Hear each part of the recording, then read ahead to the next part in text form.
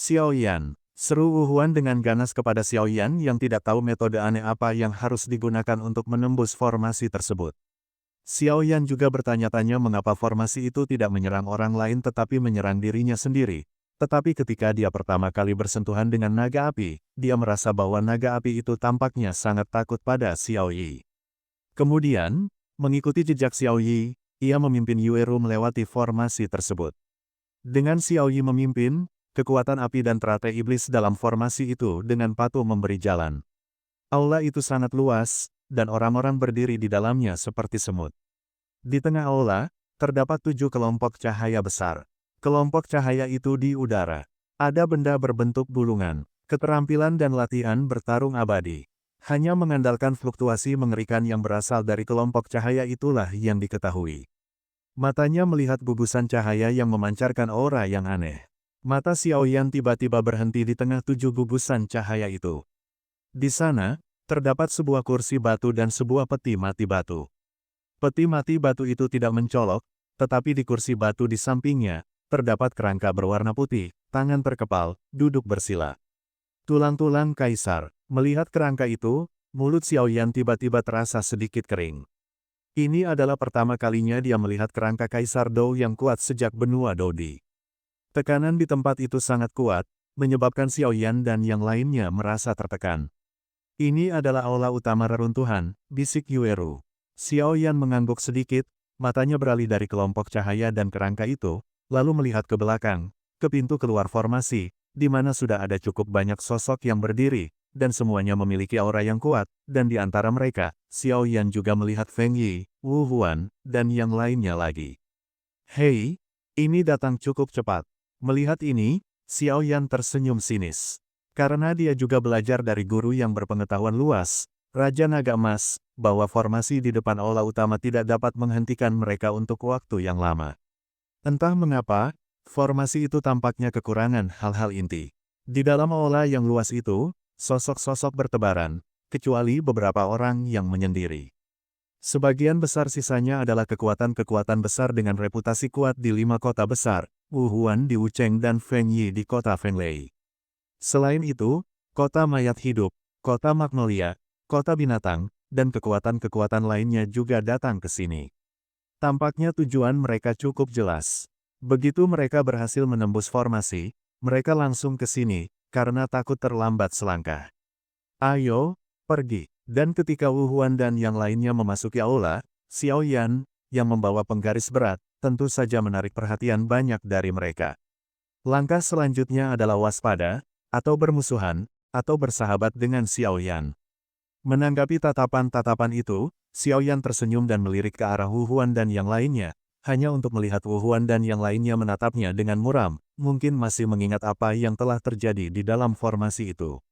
Sebuah kerugian besar, Xiao Yan juga mencibir di sudut bibirnya ketika melihat pemandangan ini, di bawah tatapan banyak mata itu. Dia berjalan perlahan memasuki aula bersama Yueru, lalu berhenti di aula. Saat memasuki aula utama, Xiao Yan melihat ada 7 sosok yang duduk mengelilingi tempat duduk batu yang menjulang tinggi. Meskipun telah terawetkan selama bertahun-tahun, ketujuh sosok mirip patung batu ini tetap memancarkan aura yang menakutkan, membuat semua orang tak berani melangkah dalam radius 10 kaki di sekitar tangga batu tersebut. Pelindung, melihat sosok-sosok seperti batu itu tanpa sedikit pun kemarahan, Yueru pun berbisik dengan terkejut, "Yah, dan aku khawatir mereka adalah para penjaga yang cukup kuat. Kau bisa merasakannya hanya dari ukiran batunya. Jika aku mengharapkan sesuatu yang baik, ketujuh ukiran batu ini seharusnya memiliki kekuatan Dodi. Karena ini adalah tempat di mana kaisar jatuh, sosok-sosok ini seharusnya menjadi penjaga kaisar." Xiao Yan menjadi serius. Meskipun sosok-sosok ini saat ini tidak bergerak, mereka belum diaktifkan. Dapat dibayangkan bahwa begitu sosok-sosok ini diaktifkan atau dibangkitkan, pasti akan terjadi pertarungan sengit dan brutal yang luar biasa. Lagi pula, sosok-sosok ini bisa menjaga aula utama. Sosok-sosok ini pasti orang-orang kuat sebelum mati. Mungkin mereka adalah bawahan kaisar. Kita harus berhati-hati. Xiao Yan juga memperhatikan sekeliling. Mendengar itu, Yueru waspada. Meskipun 7 sosok-sosok ini tingkat Dodi, tidak mengetahui kekuatan sosok-sosok ini yang sebenarnya, karena mereka dapat mengikuti kaisar, bagaimana mungkin mereka biasa-biasa saja. Bahkan jika orang-orang di aula ini bekerja sama untuk bertarung, kerugiannya pasti tidak akan kecil. Seperti yang diharapkan dari peninggalan kaisar, Yueru juga takjub, dan bahkan dia merasa sedikit merinding melihat barisan seperti itu. Hati-hati nanti, jangan sampai terpisah.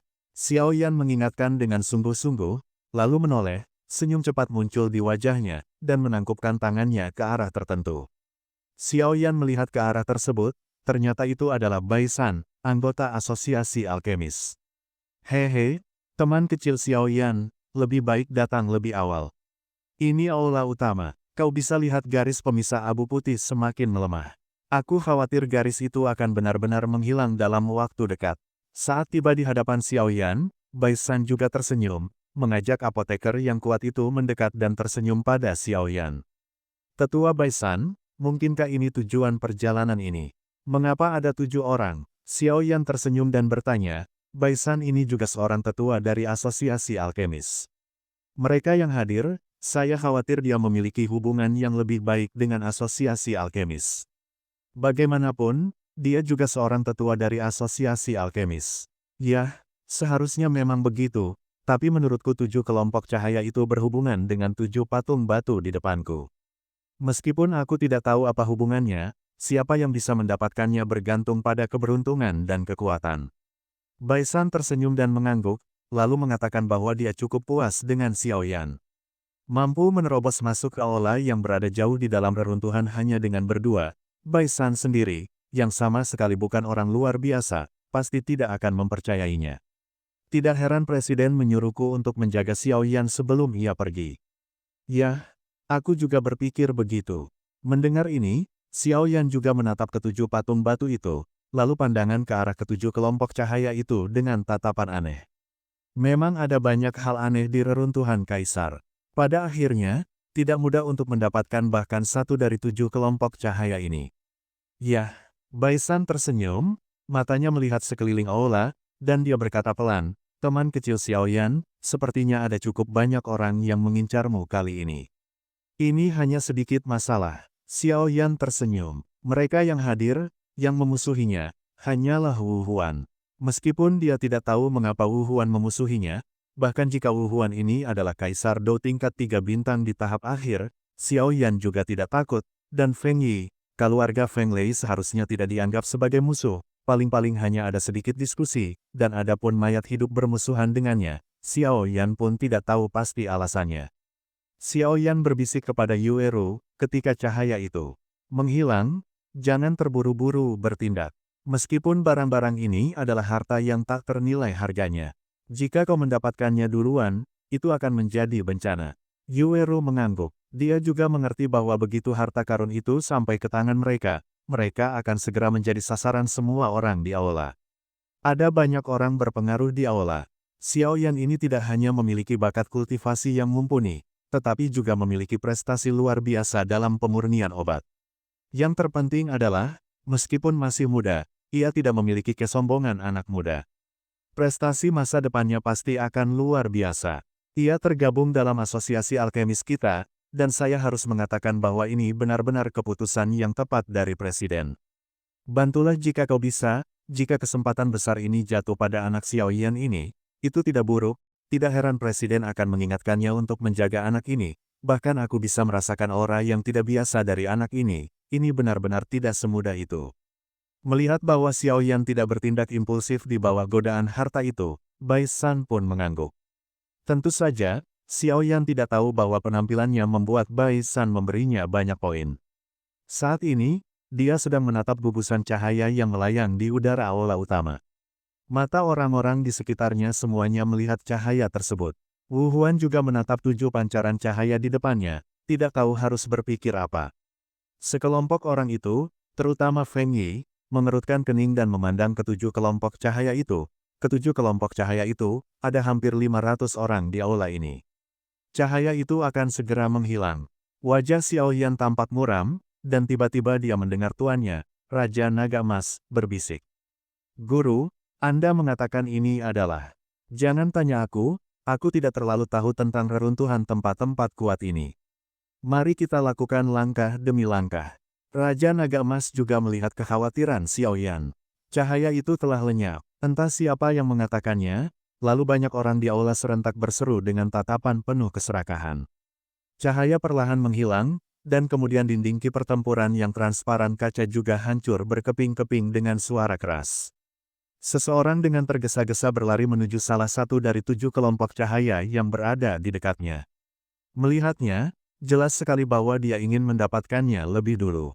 Dan saat sosok itu mendekat, ketujuh kelompok cahaya itu tiba-tiba bergetar hebat, lalu memancarkan cahaya yang lebih terang dari sebelumnya, dan dalam cahaya yang terang ini, gulungan-gulungan di dalamnya juga berubah menjadi gulungan kuno yang terlihat. Di atas gulungan itu, aura unik perlahan terpancar dari tengah aula.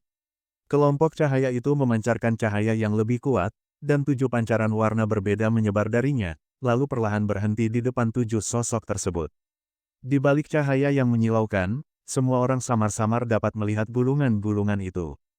Aura kuno terpancar dari gulungan-gulungan tersebut. Skill bertarung tingkat abadi telah lahir. Kilauan itu melonjak, dan setelah keheningan di aula berlangsung sesaat, sebuah jeritan tiba-tiba bergema, dan kemudian hanya suara, bum-bum, yang terdengar, dan pertempuran yang kuat dan sengit meletus dari aula. Satu demi satu siluet, dengan putus asa mengejar gulungan-gulungan tersebut. Seluruh aula langsung menjadi sangat kacau. Daya tarik dari keterampilan bertarung tingkat abadi jelas merupakan daya tarik yang mematikan. Sosok gelap itu dengan cepat menyerang kelompok cahaya yang memancarkan fluktuasi kuat, dan kilatan muncul di salah satu dari 7 kelompok cahaya tersebut. Hihihi, kemampuan bertarung tingkat abadi adalah milikku. Pria berkulit gelap itu ke langit dan berkata sambil tersenyum lebar, seolah-olah dia telah melihat kemampuan bertarung tingkat abadi yang berada dalam jangkauannya, dan jika kau bisa mendapatkan kemampuan bertarung tingkat abadi, kau mungkin bisa melambung tinggi. Kesuksesan sudah di depan mata. Sosok gelap itu tak lagi bisa menahan senyum di wajahnya, lalu ia mengulurkan tangan ke arah sekelompok cahaya yang berada kurang dari 1 kaki di depannya. Meskipun semua orang di aula utama langsung merasa geram, namun tidak ada yang bergerak. Sebaliknya, mereka memperhatikan pria berjubah gelap yang mengulurkan tangannya untuk meraih bola cahaya itu. Mereka juga menegaskan bahwa terlepas dari apakah orang ini berhasil atau tidak, dia akan datang ke aula ini. Jika dia berhasil, dia akan mendapatkan sejumlah keterampilan bertarung tingkat abadi, meskipun mungkin ada orang lain yang dirampas kemudian. Mungkin, jika gagal, bum, pria berkulit gelap itu baru saja bersentuhan dengan kelompok lalu langsung ditelan. Pria gelap itu bersentuhan dengan kelompok cahaya yang mengandung keterampilan bertarung tingkat abadi, ia langsung berubah menjadi seberkas cahaya seperti pecahan kaca. Anda harus tahu bahwa sosok berkulit gelap ini kekuatannya berada di bintang 3. Saat menghadapi gulungan cahaya misterius ini, dia sebenarnya akan sangat rentan, karena bukan hanya tubuh yang hancur, bahkan jiwa pun hancur seketika, dan tidak ada waktu untuk melarikan diri. Kemudian, dari kelompok cahaya itu, gelombang suara menyebar di aula utama yang besar. Hal itu menyebabkan banyak orang kuat sedikit mengubah ekspresi mereka, dan mereka dapat merasakan kekuatan suara yang luar biasa dahsyat ini. Ketika semua orang terkejut, tiba-tiba kabut putih menyembur dari aula, dan akhirnya berkumpul di tengah aula, dan kabut putih itu menghilang, dan tampak ada 7 sosok dalam cahaya tersebut. Terlihat di samping kelompok itu. Pada saat itu, semua orang mengangkat kepala, karena 7 patung batu yang semula berada di aula telah lenyap. Brengsek, sang penjaga benar-benar terbangun. Melihat 7 penjaga batu yang menghilang, banyak orang terkejut dan mengerutkan kening. Xiaoyan menatap kosong ke udara, wajahnya pun tampak tenang. 7 sosok berada di depan, 1 mengenakan pakaian putih, dan 6 sosok lainnya berdiri di sisi kiri dan kanan sosok berbaju putih itu. 7 patung batu di bawah kursi kerangka awalnya memiliki sesuatu seperti batu yang menutupi tubuh mereka, tetapi saat ini, jika Anda perhatikan dengan seksama, tidak ada lagi patung batu seperti sebelumnya. Ketujuh patung batu mereka sekarang sama seperti orang biasa. Terlebih lagi, Xiaoyan merasakan kekuatan mengerikan yang tidak kalah hebatnya dari sosok putih itu. Aura pada sosok putih di tengah itu terkendali, seolah-olah seseorang yang tidak pernah menyimpan dendam, tetapi Xiaoyan tahu bahwa orang yang paling berkuasa pastilah sosok putih ini. Di atas aula utama, kabut putih perlahan menghilang, dan 7 patung batu itu menampakkan warna aslinya. Pada saat yang sama, 7 berkas cahaya pada gulungan itu perlahan berubah menjadi bola cahaya dan memancar ke 7 penjaga. Pada saat itulah ketujuh sosok itu tiba-tiba membuka mata mereka yang telah tertutup selama bertahun-tahun. Pembunuhan, bunuh tanpa ampun.